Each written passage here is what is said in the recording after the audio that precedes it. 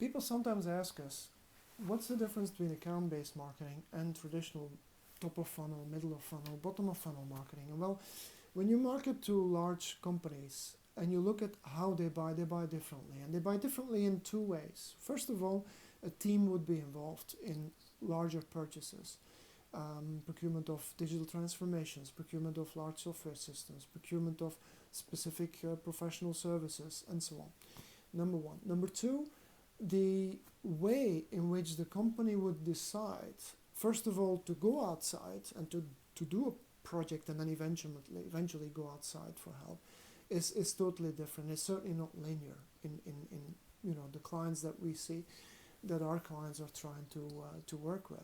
And so therefore your marketing and your thinking will be different. And if you think about it in a split in two parts, first of all, before the client decides to go outside, and after the client has decided to go outside. Before the client goes outside, your marketing will probably have three goals.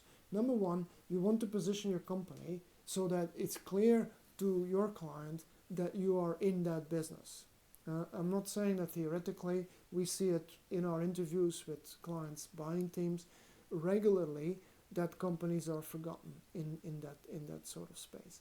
Secondly, you want to make sure that you're recognized for expertise in that part.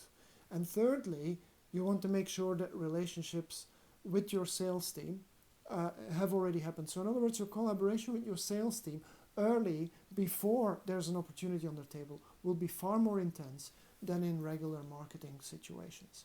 And then when you go further down, obviously, your marketing will then also focus on sales enablement once there's an opportunity on the table. We have more videos on both before and after, but that's in general the difference.